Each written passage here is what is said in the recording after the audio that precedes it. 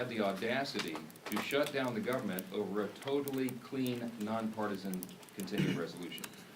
This is a political stunt, and it's the first time it's been done, and it is the most costly, most selfish, most dangerous political stunt in the history of the United States Congress, because as we have stood here day after day after day explaining all the Americans who are being harmed by this nonsense. And the Senate Democrats have zero shame about this. They don't have any shame at all about the pain that they're inflicting upon hardworking families, upon soldiers and law enforcement officers and veterans and the elderly and the disabled and women, infants, and children. Services to all those categories and paychecks to those folks are being stalled because Democrats are playing games. Today, Leader Thune in the Senate will once again bring the clean, nonpartisan CR to the floor for a vote. They will have another chance. Democrats will have their 12th opportunity to pass the bill. It is the same bill that they themselves supported just 7 months ago. Chuck Schumer gave impassioned speeches on the floor about how it was the only option. And don't forget, they did it 13 times under the Biden administration. Very similar measures, but not now. Something's changed. Over the weekend, we saw what it was all about. The Democrats made crystal clear that this is about politics. The politics were on full display. The politics, the spectacle, is what the mobs, the crowds, the rallies this week were all about. It was quite ironic, though. The irony was very glaring. They called it the No Kings Rally. But the great irony, of course, that we pointed out over and over was if President Trump was a king, the government would be open. If President Trump was a king, he would have closed the national parks and the National Mall, so they couldn't have had the rally out here. By the way, that's what President Obama did during the shutdown in 2013, closed all the parks and the National Mall. Here in Washington, you had Senators Bernie Sanders and Chris Murphy and Cory Booker and others marching in the streets. Now, these are the same senators who voted over and over to shut down the legislative branch and hand the reins to President Trump. They're decrying the situation that they themselves created. This has always been about the spectacle. Chuck Schumer himself joined the spectacle in New York City. And it's interesting to note his activities there. He was standing side by side some of the most radical groups that maybe ever assembled on U.S. soil. They openly advertised as co-sponsors of the event in New York City. The Communist Party USA, the Democrat Socialist of America, the Freedom Socialist Party, the Young Communist League of New York, many others. Do we need any further evidence? They're not hiding this. They're out in the open. They're not shy about it. Because this is the core constituency of the modern Democratic Party. These are objective facts. Look at what's happening. Open your eyes. It is exactly why Chuck Schumer is pandering in this whole charade. We've explained from the very beginning, this shutdown is about one thing and one thing alone: Chuck Schumer's political survival. Now, I noted on Friday the lead organizer of the rallies this weekend issued an open threat to Democrats. Quote, "The cavalry is coming in on October 18th, and they're either going to be celebrating with you, or they're going to be calling for new leadership."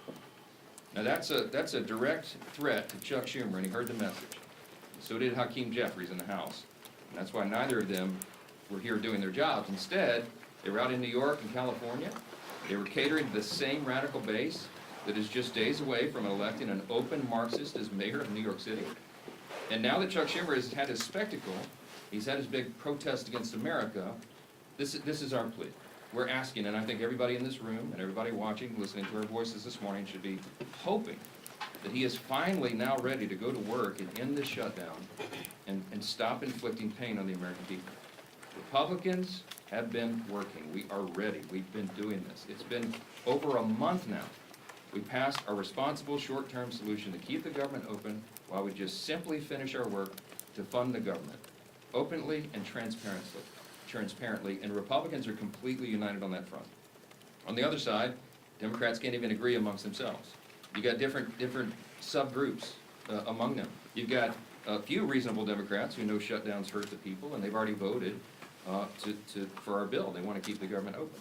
Then you've got others desperate to prop up the failures of Obamacare with no reforms whatsoever to make the program more affordable. That's what we're fighting for.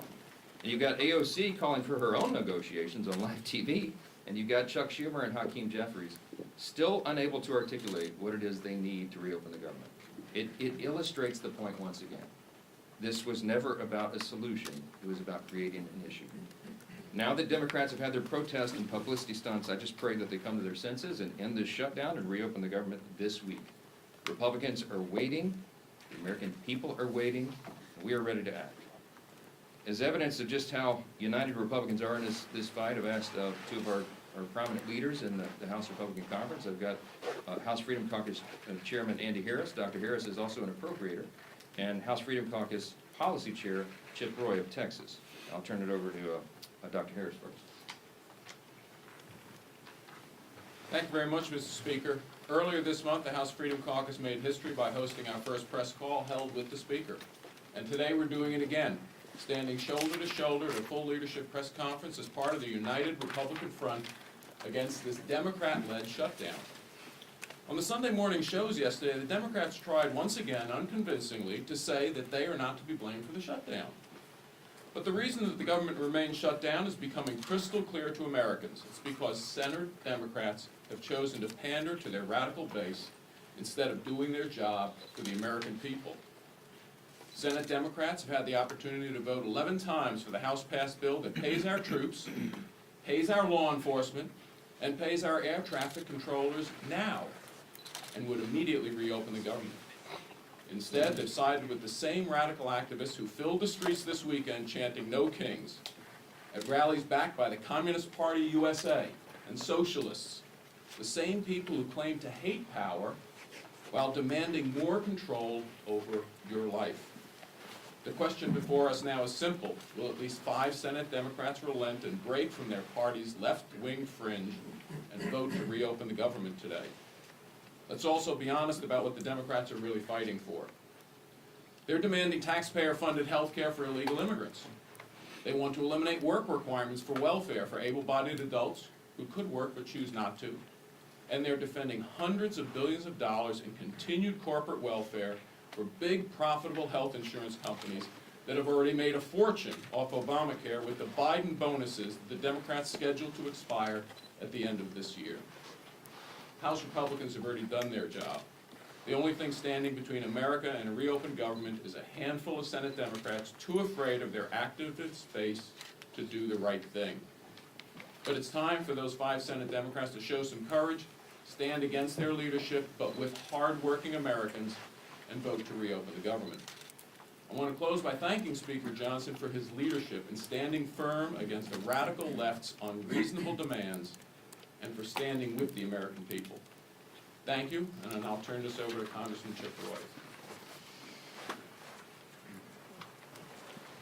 Thanks, Andy, and I want to thank the Speaker and the leadership team and the President for their leadership during these last several weeks. I'd say it's good to see you, but I mean, honestly, I'd rather be in Texas. But I'm happy to be here today with these guys. No one disputes one obvious fact. It is Democrats who have chosen not to fund government. I mean, at least establish that truth, right? It is in fact the truth. And the question is why? And you saw it on Saturday.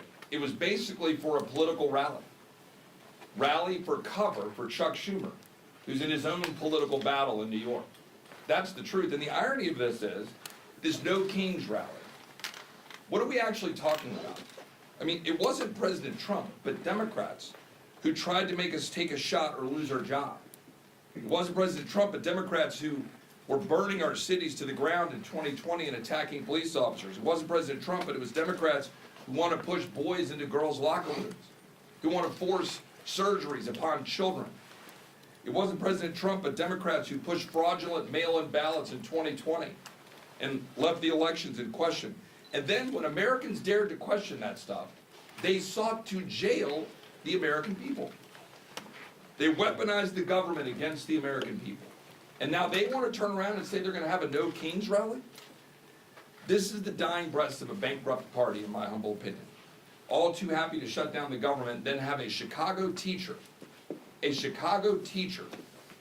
walk around with this symbol against her neck. Somebody tell me how that's appropriate. Where are the Democrats that are crying out about how horrific that was? And by the way, where are the Democrats who are calling out the Attorney General in Virginia for calling on the death of children of a political opponent. Where is Abigail Spanberger, one of our former colleagues running for governor of Virginia? Do they not have the courage to call out fellow Democrats for that absurdity? The truth is, we have a president. We don't have a king. We have a president who loves our country, who rightly said yesterday that he's working his ass off to make this country great. He is correct. Brokering peace deals in the Middle East, rebuilding our military, rooting out DEI and critical race theory, declaring cartels as terrorist organizations, focusing on Antifa, defunding the World Health Organization, getting us out of UNRWA, making sure that we target the Southern Poverty Law Center, who are, going after people like our friends at the Family Research Council, or ultimately Charlie Kirk, securing the border, passing the Lake and Riley Act. These are the things the American people want us to do, not shutting down the government for political rallies. And the truth is, the Marxists, the radicals, and the Islamists, the Democratic Party promoted this weekend, they cannot handle the truth. The truth is that there is a king, and that king is Jesus. And the president has been willing to say it, his administration has been willing to say it, and Charlie Kirk was willing to say it, and he got killed for it.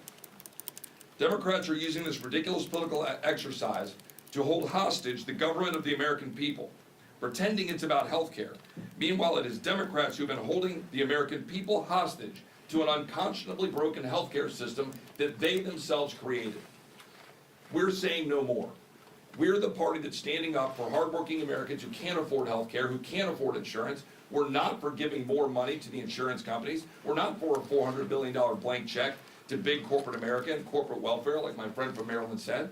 We're not for health care for illegal aliens, but for standing up for American citizens to be able to afford health care, to carry forward the president's good policies, like short-term limited duration plans, and other ways that people can actually go and afford health care. We're for law and order. We're not for hate-filled lawlessness. We're for common sense, not radical surgeries on our children without parental consent to say a boy can be a girl. We're for the message of hope, hope born in the freedom of those who fought to give it to us through their blood, and also through the blood of our Savior, Jesus Christ. Republicans are working to make America great again. Democrats have been trying to run out the clock. And for Hakeem and Chuck, their time is up. Turn it over to Steve. Thank you, Chip. Well, you can see Republicans are united strongly in working to open the government back up. We all voted to prevent a government shutdown, and that bill went through the House weeks ago on almost exclusively a party line vote. And since then, for weeks and weeks, that bill has been in the Senate, where Democrats, led by Chuck Schumer, consistently have voted to shut the government down. And we've said, all this is about is Chuck Schumer trying to appease his most radical base, the most far-left elements of the Democrat Party, the people who have taken over the Democrat Party. Frankly, they've held Chuck Schumer hostage, and so now Chuck Schumer is holding the American people hostage. And this weekend, we got to see on display what that Hate America rally we've been talking about was really all about. You could see some of the signs. These are just a few. But over and over again, you could see signs like 8647. I think everybody knows what that's about. Multiple signs like that advocating for the death of our president. And where are the Chuck Schumers of the world calling that out? They didn't call it out. They actually went and celebrated with those people that are advocating for the murder of President Trump and other Republicans. It's insanity. Yet that's where the Democrat Party in Washington has gone. Most Democrats around the country don't buy into that far-left radical socialist base that Chuck Schumer's catering to. And that's why so many are walking away from that party. But in the meantime, that's who is controlling the Democrat Party here in the United States Senate and in Congress. And that's why we continue to be at this stalemate. Not because there's some ability for us to come together and find a common ground. We've been trying. We had a provision in the working families tax cut that would have lowered premiums for families, healthcare premiums, by 11%. It was scored by the Congressional Budget Office to do that. 11% reduction in premiums for families. And you might ask, well, why is that not law of the land? Because it passed the House. But when it got over to the Senate, it was Senate Democrats who went to the parliamentarian and fought to get that provision removed because they don't care about lowering premiums for families. They really don't, and they showed it over and over again. What do they care about? They care about catering to the most radical elements of their base. You could see the sponsors, and it's been mentioned before, the Communist Party of America, the Socialist Party. Well, that's who's taken over the Democrat Party. It's not who America is. America is not a socialist nation. It's surely not a communist nation. But the Democrat Party here in Washington is trying to pull the country down that rat hole. We've seen it over and over again. That experiment's been tried time and time again, and you can go look at the scrap heap of history to see other countries where it's failed. Why won't they go protest over in those countries and just be a part of those countries where it's already failed? But they come here and they lie about our president. They call him a king, where ironically, they're also advocating for the death of that democratically elected president. And so you've got to see it all on full display. And hopefully that's what Chuck Schumer needed to go through to show them that he's still keeping the government shut down to appease that group. But now that rally is over. And the pain that he has inflicted on American families continues. It's time for Chuck Schumer to end the pain he's inflicting on millions of American families. And finally, vote. Just 5 Senate Democrats need to come together to vote to open this government back up again. We still have big differences, and we'll be negotiating our differences in the weeks ahead. But it's time he releases the American people from this crazy experiment. With that, bring up our whip, Tom Emmer.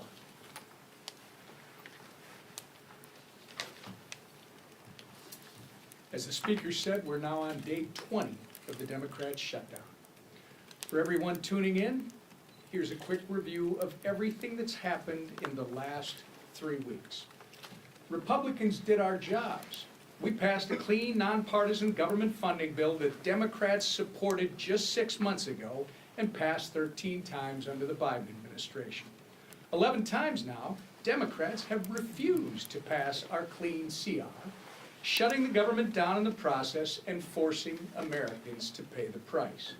In order to simply turn the lights back on, Chuck Schumer and Hakeem Jeffries have demanded $1.5 trillion in new spending for things like taxpayer-funded health care for illegals and cutting $50 billion from our rural health care fund. They've taken the American people hostage while pointing fingers at us for refusing to concede to their absurd wish list of demands. But Republicans have been clear. We will not negotiate under hostage conditions, nor will we pay a ransom. The Democrats' position is totally unreasonable. It's hypocritical. And it's pure partisan politics in a desperate attempt to score points with the radical, pro-terrorist wing of their party. Now that their Hate America rally is over, I hope that at least 5 Senate Democrats will finally do the right and responsible thing by breaking ranks with Chuck Schumer, passing our clean CR, and reopening the government. If they continue to refuse, we're going to continue to hold them to account. And I hope members of the media in this room are going to do the same. With that, I turn it back to our speaker, Mike Johnson. Okay, any questions? Mr. Speaker, good morning. Yeah. Good morning, thank you. We understand concerns about air traffic control. We understand that they're going to lay off workers at the they're going to lay off workers at the Nuclear Security Administration. What keeps you up at night about what parts of this federal government are not operating? Well, those are 2 good examples. The question is, when the administration is required to triage federal spending, they have to look and evaluate what are the most essential and what are the less essential functions of the federal government. And they look at policy, personnel, and all these offices. But the things that concern me the most are TSA, for example. I mean, you're right. We are shorthanded already with air traffic controllers, with TSA agents, keeping the airports safe and our flights safe. We cannot afford this nonsense. And I think the Democrats in their heart of hearts know that. But you're talking about nuclear deterrence. Our former colleague Brandon Williams was a congressman from New York, and now he's now been confirmed, and he's one of the people in charge of nuclear deterrence in the United States. He's a former officer on a nuclear submarine. He brings a lot of experience to that job, and he came to sit down with me a few days ago, last week. And he said, I just want to articulate for you how serious this is in terms of national defense. And we didn't get into the classified parts there, we weren't in the skiff, but suffice it to say that every day that the government is shut down, it is a danger to the American people. We're in a nuclear arms race with adversaries right now. It can't be any more serious than this. China, Russia, Iran, North Korea, you've seen what they're up to. America is the last great superpower on the planet, but we have to maintain that status. And if we get behind on funding or personnel or any of these projects that we're involved in that are at a level that we can't talk about in here, it's very serious. So you have every function of the federal government that is being adversely affected. Of course, it's troops. We got the troops paid, thankfully, the middle of this month, because the president did heroic work. They found money within DOD that they could use on a temporary basis. But that money is going to be exhausted. You can't have the troops unpaid. You can't have Border Patrol agents unpaid. They've got to defend the country. And this is not a game. And that's why you see us so frustrated up here every day. Again, I'm going to reiterate what we said earlier. This is the first time in history that we've been in this situation. There has never been a party that shut down the entire government, or a party that shut down, over a clean CR for nothing but political partisan purposes. Their rally illustrated exactly what we've been saying for the last 20 days. It's about politics, and it's disgusting. Yes, sir. Speaker Johnson, you say that the Democrats had a Hate America rally, but what does it say that the President of the United States over the weekend released a video of him pooping on the American people? The president uses social media to make the point. You can argue he's probably the most effective person who's ever used social media for that. He is using satire to make a point. He is not calling for the murder of his political opponents, and that's what these people are doing. I mean, they're in one of these photos. I think there's a picture of the president hanging in effigy by a noose on one of these, the one on the far end. I mean, it's unconscionable. Look, America is built on the idea of free speech. You have the right to protest. Of course, we jealously guard that. I mean, Chip and I are attorneys. We've defended that right in the courts. But what they're doing right now is different.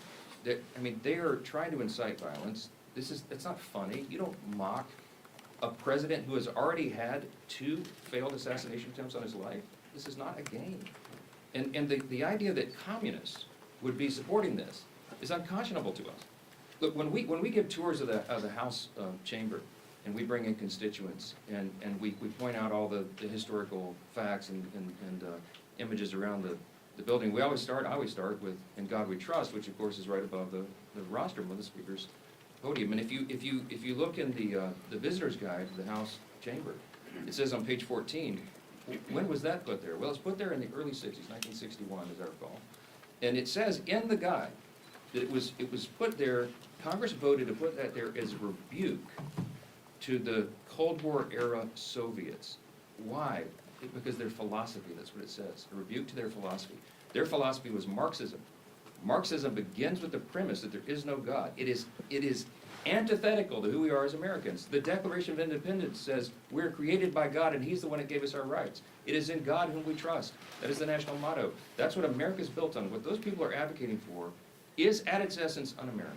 And when they go the next step and they call for violence on political officials in an environment that is already a heightened threat environment, it's dangerous stuff. They had the right to do it. Congratulations, they didn't burn any buildings down. That's a big achievement for the left, to have some kind of gathering where they don't have a loot-in and riots and burn a building down. There was, I think, some in Portland, they threw bottles and bricks and stuff at the ICE facility, because that's what they do for fun now out there. But, they had a free speech event. Congratulations. But you need to look past that and look at what it is they're advocating for openly, and it's really scary stuff. Mr. Speaker, we know Senator... I was actually pointing to her. I was Okay. you've asked a question for. Go ahead. Hi, Oriana with Notice. Arizona Attorney General Chris Mays said over the weekend that she plans to file a lawsuit against you for not swearing Alita Rijalva. Have you or your office spoken to her in the last couple of days about that, and what's your response to that? Oh, my goodness. Okay, yes, so there, yet another Democrat politician from Arizona is trying to get national publicity. So now it's the state AG who's going to sue me because Rijalva is not yet sworn in. Let me go through this again for you, and I have some updates. First of all, I'm following the Pelosi precedent. I was on some of the Sunday shows and was asked about this, because this is all they have to talk about right now. When Julia Letlow was elected under very similar circumstances to fill the seat of her deceased husband, who passed away tragically by COVID, Nancy Pelosi, Speaker Pelosi at the time, took 25 days to administer the oath of office to her. It wasn't just Julia. The Pelosi precedent extends even further, because when Pat Ryan and Joe Sempolinski were elected, during an August recess, they waited 21 days to administer the oath to those two rep-elects, because they were not in session. We are not in legislative session.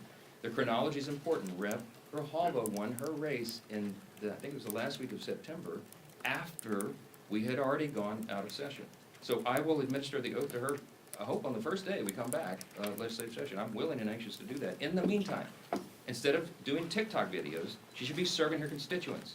She could be taking their calls, she could be directing them, trying to help them through the crisis that the Democrats have created by shutting down the government. Oh, and by the way, I also did find out this little tidbit that should be interesting to you.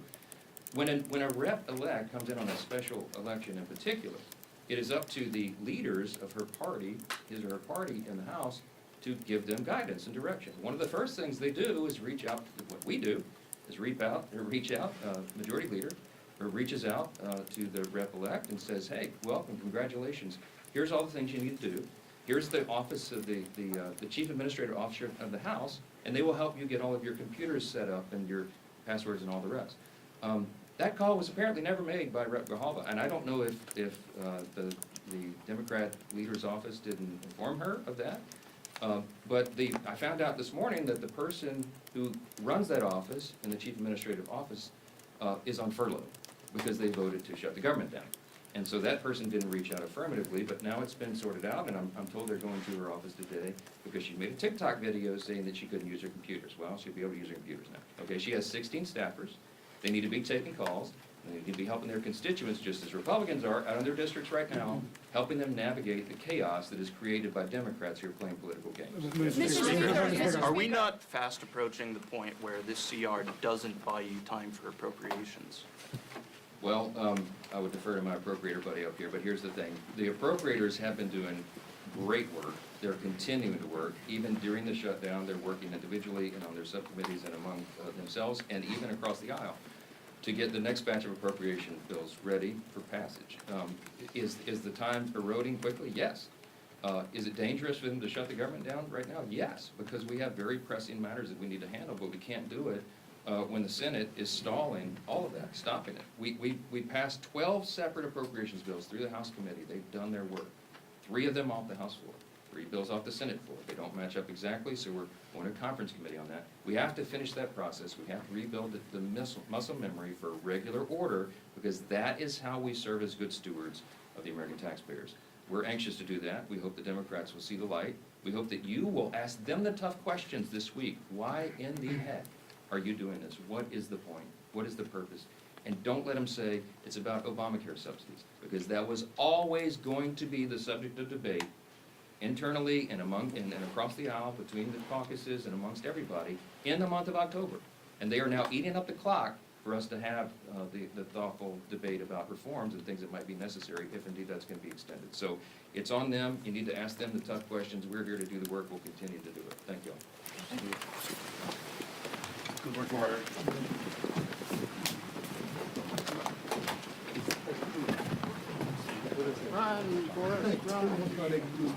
No, you didn't. Honestly, so little happens. Yeah. And that was the most interesting way. Nice job on the photo. That's great, Patrick, that's high praise.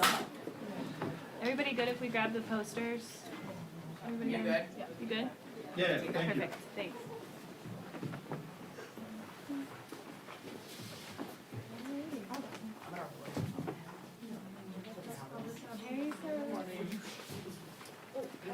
It wasn't a bunch of crap.